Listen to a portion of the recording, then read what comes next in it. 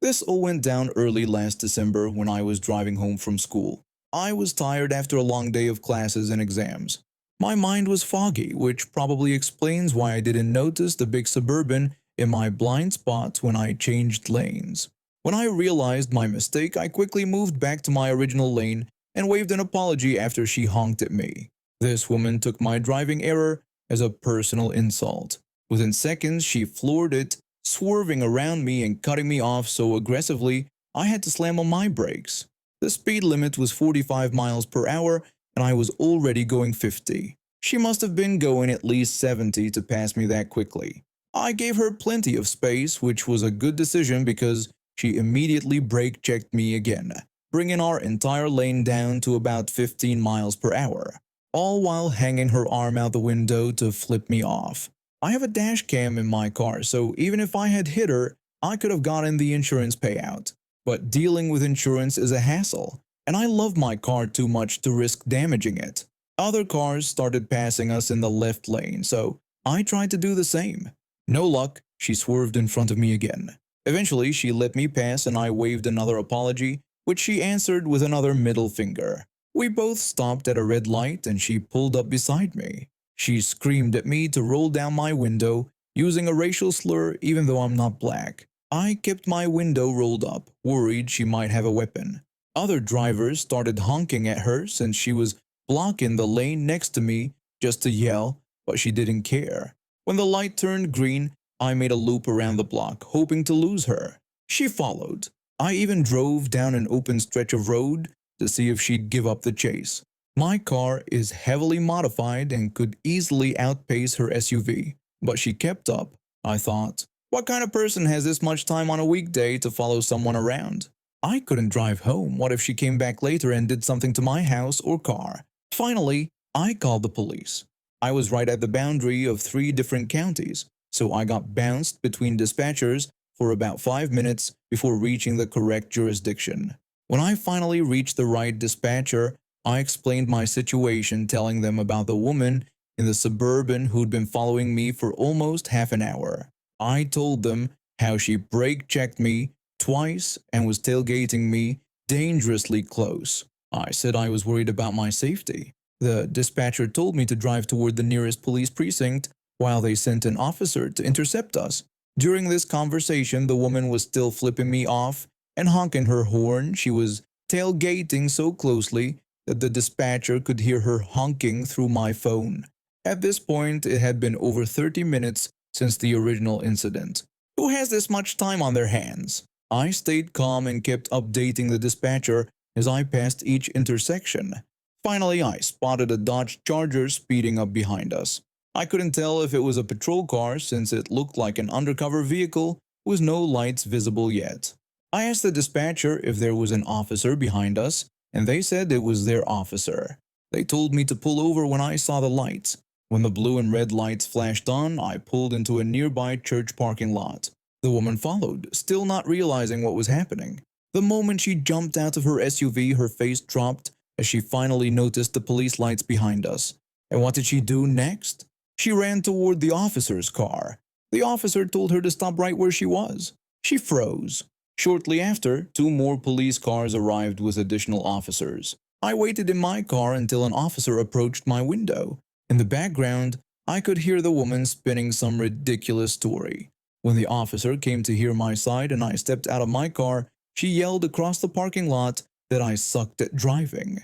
The officer shouted back at her, warning that she'd be detained if she didn't quiet down. I explained everything that had happened, the brake checking, the tailgating, the racial slurs, which she denied. But when I mentioned that I had it all on dashcam, her face went pale. The officer reviewed the footage on my phone showing all the brake checks, her excessive speed, and dangerous tailgating. Then he asked if I wanted to press charges. I told him absolutely. They searched her SUV and found an unregistered handgun underneath the driver's seat, along with a small bag of MJ, which isn't legal in my state. This woman got arrested for reckless driving, endangerment, possession of illegal substances, and several other charges. As for me, the officer just told me to drive carefully. No ticket, nothing. 3 years ago, when I was 24, I spent 12 weeks in a psychiatric hospital for severe depression and post-traumatic stress disorder. While most of the staff were compassionate angels who genuinely wanted to help us heal, there was one nurse who seemed determined to make our already difficult lives even worse. We called her the Wrinkle because of the permanent scowl line between her eyebrows and because her actual name rhymed with it. My first encounter with her was during a group feedback session on my second day. One patient politely asked if we could open a window. The Wrinkle rudely asked if the patient was dumb, pointing out that it was February. Her tone was harsh and dismissive. Her response was so harsh that I immediately disliked her. But that was just the beginning. The Wrinkle had a talent for making patients cry. She'd insult us, scream at us for minor mistakes, and create arbitrary rules like forbidding television during meals even when everyone wanted to watch something. The worst offense, though, was how she dismissed patients with serious issues if they interrupted her mealtime. There I was, having a panic attack, a genuine medical emergency, and instead of helping, she yelled at me because she was busy eating dinner. I struggled to speak through my panic attack, apologizing and telling her I couldn't breathe. The Wrinkle snapped back that she was eating and told me to control myself or go back to my room. Several of us filed complaints, but the hospital administration claimed their hands were tied. The Wrinkle had a fixed contract, and with a staffing shortage, they couldn't afford to let her go. Even when we reported that she ignored patient emergencies, nothing happened. We couldn't do anything drastic without risking our treatment spots.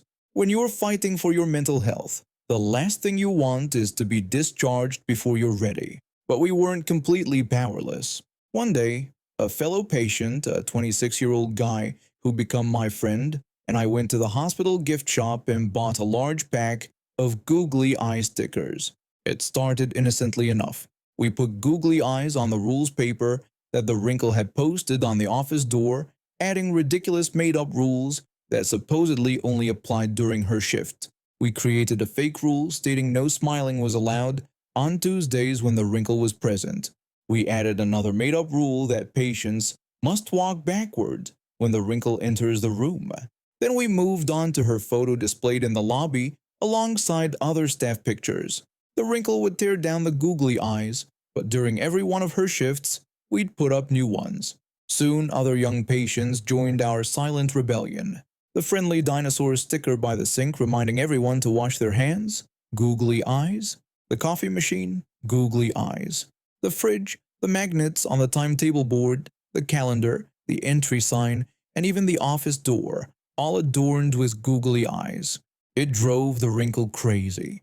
She'd spend her entire shift searching for and removing googly eyes, which meant she had less time to torment us. The doctors and therapists, unaware of our motivations, actually encouraged our creative expression. A doctor said it was wonderful to see us being playful and decorating the ward. He noted that this kind of creative engagement was therapeutic. We took it to the next level by sticking googly eyes to our foreheads and running around like cartoonish mental patients. It was ridiculous, but it was also the first time many of us had laughed in months. I joked that I could see everything with my new googly eyes. My friend added that now even the walls could see us too. The Wrinkle eventually retreated. She stopped engaging with us unless absolutely necessary, which was exactly what we wanted. I left the hospital 4 weeks into our googly terror campaign, but my friends who remained told me that the Wrinkle soon transferred to another ward. Months later, my therapist mentioned that they were still finding random googly eyes around the hospital, and it always made him smile to remember our group. Contrary to what many might think, the depression ward wasn't all sadness and gloom. We patients shared a unique brand of dark, silly humor. When you have no reputation to lose and you're slowly rediscovering joy, everyday life can become wonderfully ridiculous.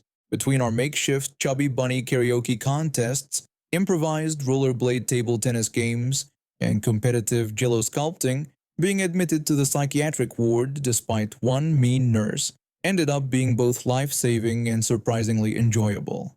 Those googly eyes might seem silly, but they helped us reclaim our dignity when we needed it most.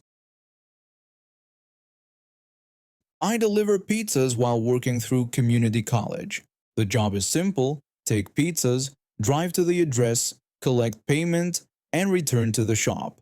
Most customers are decent, but sometimes you get someone who makes you question humanity. This happened back in 2010 when I worked for a pizza place near the university. Campus deliveries were usually good money, college kids love pizza, and tip well enough. The process was basic: call when you arrive, wait in the parking area, and the customer comes for their food. One evening, I got an order for a large pepperoni and a 2-liter soda going to a dormitory on campus. I called when I arrived and he said he'd be right down. A few minutes later, this guy walked out of the building.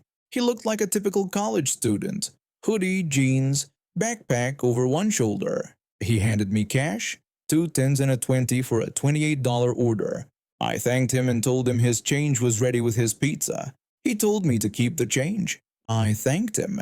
I handed him the pizza and soda and he took them and walked away. Then he started running back toward his dorm. Something felt off, so I looked at the money. One $10 bill was ripped in half, and the 20 looked wrong. The paper felt cheap, the printing was blurry, and the color was off. It was counterfeit. By now the guy was inside his dorm, which needed a student key card to enter. I was outside with fake money and half a real bill. I remembered I had his phone number in my cell. I called my manager at the store. I told my manager a customer paid with counterfeit money and ran back into his dorm, and I couldn't get inside. My manager asked if I was serious and wanted the phone number. After giving it, my manager said they would mark it as a prank caller and ban him from deliveries. I was told to return to the store. I was frustrated. A delivery ban seemed like a light punishment for stealing food and passing fake bills. Walking back to my car, I saw a campus security vehicle parked near a police car at the campus entrance. They were running a check stop for Friday night partiers. I walked over to them. I told the officers about delivering a pizza where the customer paid with fake money and a ripped bill before running into his dorm. The police officer asked for the bills. I gave him the fake 20 and ripped 10. The officer said it was counterfeit and asked for information about the person. I mentioned having his phone number. The campus security officer said he could check the student directory. The security officer used his tablet and typed in the phone number. He quickly had a name and dorm room. The security officer said they found the student in room 304 West Hall. The police officer said they would handle it and thanked me for reporting. I went back to the shop. About an hour later, the campus security officer called. He told me they caught him, and it was bigger than just my pizza. When they went to the dorm room, they found the student and his roommate with my pizza and much more. They were arrested for theft under $1,000 for the pizza, possession of counterfeit currency, possession of narcotics, possession of a controlled substance, possession with intent to sell, and possession of stolen property. There was another charge too. A couple days later, when I wasn't working, the guy came to our pizza shop looking for me. My co-worker told me about it the next day. My co-worker said some angry guy came in asking for me. I asked what happened. My co-worker said our manager told the guy I wasn't working, which made him lose his temper. He threw chairs and knocked over napkin dispensers. The manager called the police, who arrested him again in the lobby. This time he was charged with trespassing, criminal mischief, and vandalism. They also found a knife on him, adding a weapons charge, though that one got dropped. I never testified in court, so he probably took a plea deal. He was expelled from the university. A campus security officer who became a regular customer told me the administration has a zero-tolerance policy for such behavior. All because this entitled jerk tried to scam a pizza delivery person with fake money. That pizza cost him his education, gave him a criminal record, and probably thousands in legal fees. I still deliver pizza sometimes, but I always check the bills carefully now. This happened last year, and looking back on it now, I still can't believe how it all went down.